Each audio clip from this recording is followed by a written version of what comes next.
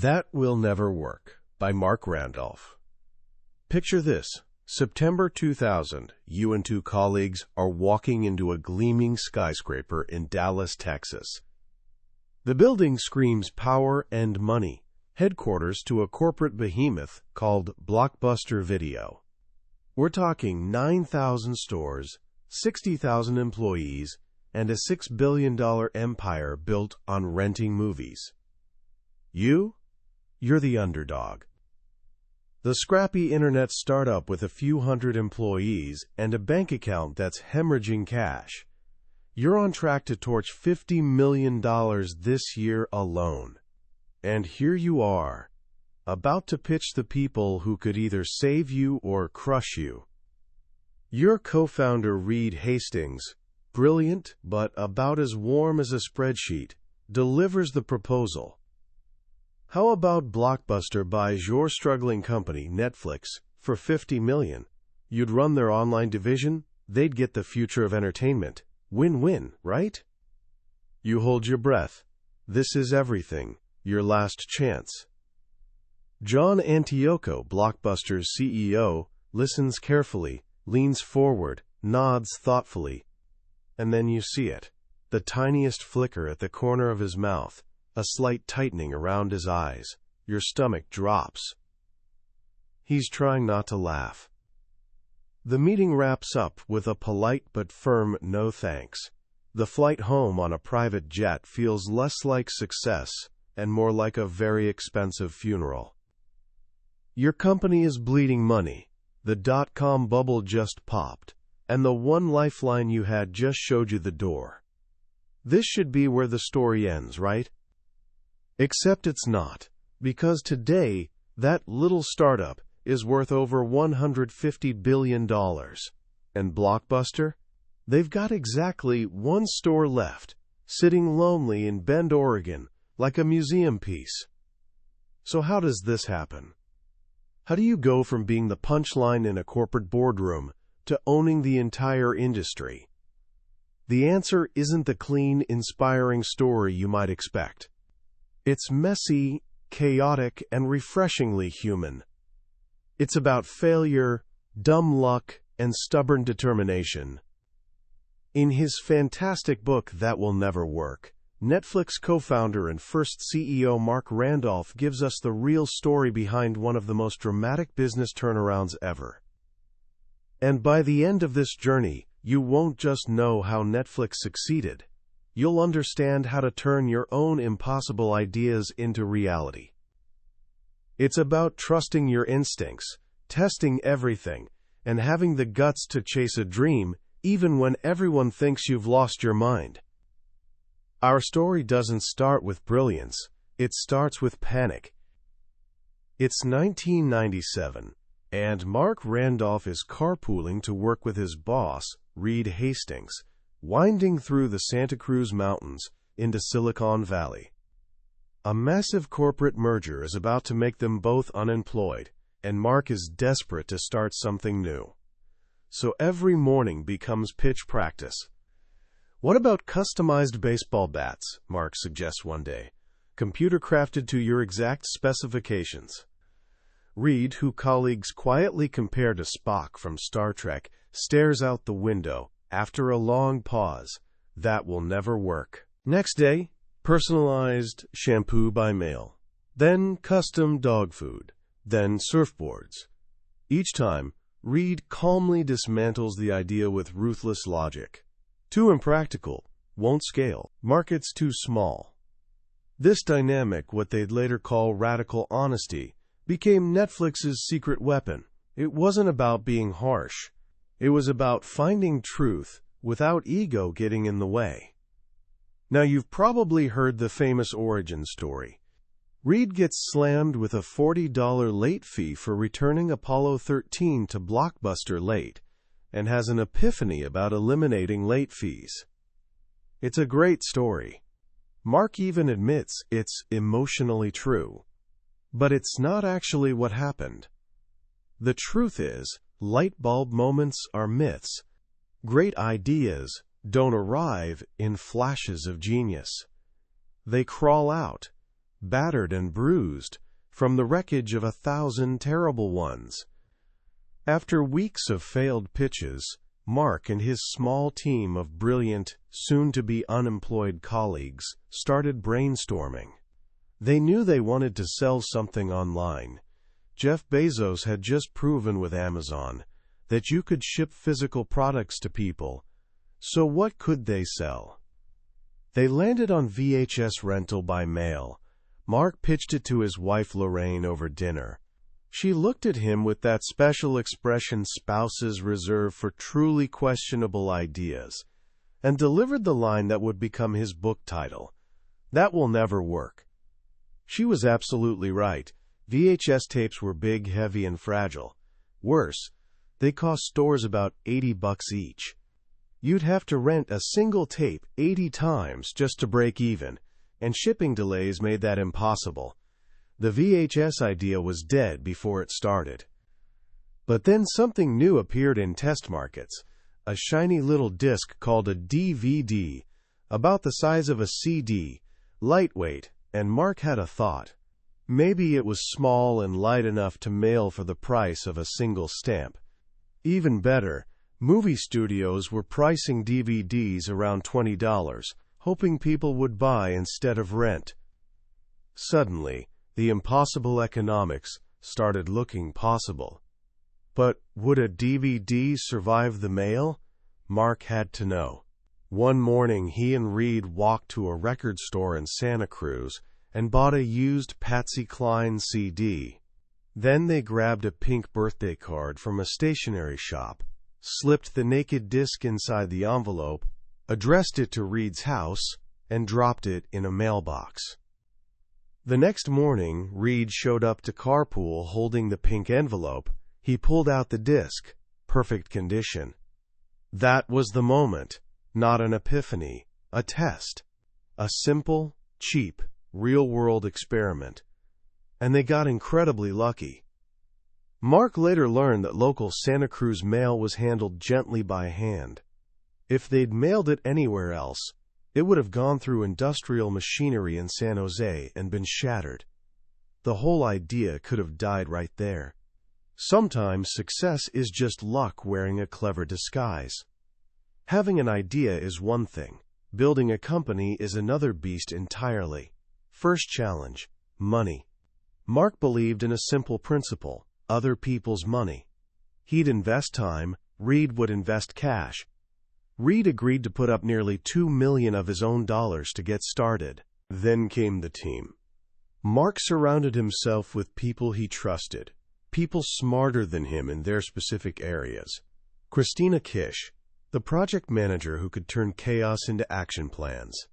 Tay Smith, the PR wizard who could get anyone to return her call. They were the original band. They worked out of whatever cheap space they could find. First meetings happened at a diner called Hobie's, then a Best Western conference room. Their first real office was an old bank, complete with a massive vault where they'd eventually store DVDs. The furniture. Folding tables and mismatched chairs Marc dragged out of his storage unit. The message was clear. Spend money on things customers care about, not fancy office chairs. Jeff Bezos was doing the same thing at Amazon, building desks from old doors to broadcast the same frugality. Next problem: a name. For months, they used a placeholder so intentionally awful they'd be forced to change it. Kibble. As in dog food. It came from a marketing saying, "It doesn't matter how good your ads are if the dogs won't eat the dog food." A constant reminder to focus on the product itself.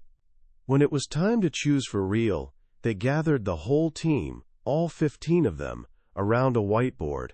They considered DirectPix, CinemaCenter, Webflix. Eventually they settled on Netflix, despite worrying Flix sounded vaguely pornographic. It wasn't perfect, but it was good enough.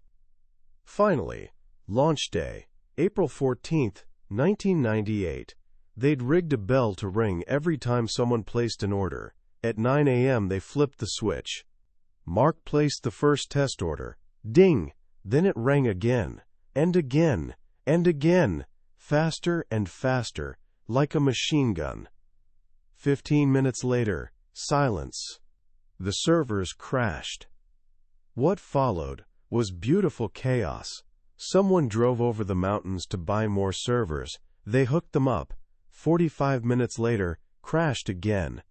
This happened all day. They had no idea how many customers they were losing, but they were also getting way more orders than expected. By afternoon, they'd hit 100 orders, a milestone Marc thought would take months. The day was a spectacular disaster and a stunning success, all at once. But after the launch excitement faded, a terrifying reality emerged. People were buying DVDs from them like crazy. Almost nobody was renting. DVD sales made up 99% of their revenue. The core idea, their supposed advantage, was failing completely. Summer 1998 brought their first major crossroads. Amazon called. Jeff Bezos wanted to meet. Marc and Reed flew to Seattle and toured the famously scrappy Amazon offices. Door desks, dogs everywhere, and a man obsessed with building an everything store. Amazon was about to start selling movies and considered acquiring Netflix to jumpstart their entry. They floated a number, somewhere between $14 and $16 million. For Marc, who owned 30% of the company, this would have been an amazing payday, but Reed believed they were building something much bigger. On the flight home, without formally deciding anything, they just moved on. Started brainstorming how to fix the rental business instead. Instinctively knowing selling wasn't right, they weren't ready to give up the dream. That decision led them straight to their biggest competitor. With the dot-com bubble bursting, cash was evaporating across Silicon Valley. They were burning money with no end in sight. Their only option seemed to be selling to the one company with the scale and resources to make their model work. Blockbuster. Which brings us back to that humiliating Dallas meeting. After being laughed out of the room, they flew home in crushing silence. They were out of options. But, as the plane descended into California, Marc broke the silence. He looked at his partners and said, "Blockbuster doesn't want us, so it's obvious what we have to do now. It looks like we're going to have to kick their ass." But how? Their model was broken. This is where everything changes. Back in the office, defeated but not done, they re-examined everything. Their biggest problem was that renting from Netflix required planning. You had to think about what movie you wanted days in advance. Most people decide what to watch the moment they walk into a video store. How could they compete with that immediacy? They couldn't. So they changed the game. They noticed tens of thousands of DVDs sitting on warehouse shelves. What if, instead of storing the DVDs themselves, they let customers store them at home, on top of their TVs? What if they eliminated due dates and late fees entirely? This was the breakthrough. After weeks of brainstorming, they developed 3 concepts. First, a home rental library, where you could rent 4 DVDs at once and keep them as long as you wanted. Second, serialized delivery. Create a list of movies you wanted, called a queue, and they'd automatically send the next one when you returned one. Third, a subscription model. Flat monthly fee for unlimited rentals. They planned to test each idea separately, but they were running out of time and money. In a moment of desperation, Reed said, "Just test everything at once." So they did. They threw all 3 ideas into a single offer and showed it to a small fraction of website visitors. The results were instant and stunning. On day 1, 90% of people who saw the offer signed up. 90%. That's unheard of in online marketing. And it wasn't a fluke. Day after day, the numbers held. They hadn't just found something that worked. They'd found magic. It turned their biggest weakness, mail delay, into their greatest strength. You no longer had to drive to the store. There was always a stack of movies you wanted waiting at home. It was a lesson Marc repeats constantly: nobody knows anything. That's from screenwriter William Goldman, and it became a Netflix mantra. It means you can't predict what will work. All the experts who said Netflix would fail were wrong, but Marc and Reed were wrong too. Their original idea failed. The only way to find the right answer was to try, test, fail, and keep trying until something stuck. You have to love the problem, not your first solution. This breakthrough didn't solve everything, though. In fact, it created a new problem. They were, in Marc's words, drowning in their own success. The subscription model was a hit, but expensive up front. They gave every new customer their first month free, but had to pay for all those DVDs and shipping immediately. The faster they grew, the faster they burned cash. Meanwhile, the dot-com crash was in full swing. Easy venture capital money disappeared. To survive, they had to become profitable fast. This led to the most painful moment in the company's history. Reed and the executive team made the brutal decision to lay off 40% of employees. It was devastating. But something surprising happened afterward. The company got better. The remaining team was all superstars, and with renewed focus and urgency, they became more creative and efficient than ever. With this lean, focused team, they finally hit their stride. They reached 1 million subscribers. And in May 2002, 5 years after Marc and Reed first started spitballing ideas in a car, Netflix went public. The stock ticker NFLX scrolled across trading floor screens. They'd made it. For Marc, this was the culmination of a lifelong dream, but also the beginning of the end of his time at the company. He realized what he truly loved wasn't running a large, successful corporation. He loved the chaos, the uncertainty, the problem-solving of the early days. He was a builder, and Netflix was already built. He left in 2003, on his own terms, to go back to what he did best: helping other entrepreneurs build their own dreams. The Netflix story isn't about one brilliant idea. It's about 1,000 bad ideas, a handful of lucky breaks, and a team that refused to quit. It proves that sometimes the things people tell you will never work are exactly the things that end up changing the world. When you finish a book like That Will Never Work, you're left with this powerful, almost electric feeling, the feeling of possibility. Marc Randolph's story isn't just about Netflix. It's a masterclass in the messy, exhilarating, deeply human process of creation. And there are lessons here that are truly profound, especially if you're starting your own journey. The first, and maybe most important, is that nobody knows anything. We live in a world that worships experts and detailed plans. We're taught to have the right answer before we start. But this story shows us innovation doesn't work that way. The initial Netflix idea was wrong. Their path was filled with detours, failures, and moments of pure dumb luck, like that first CD arriving safely. The lesson is liberating. You don't need the perfect plan. You don't need everyone to believe in you.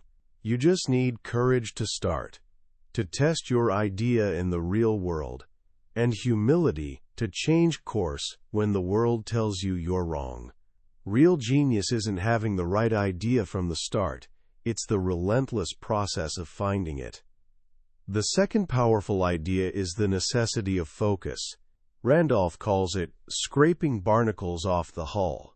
Over time, any project, company, or life accumulates barnacles.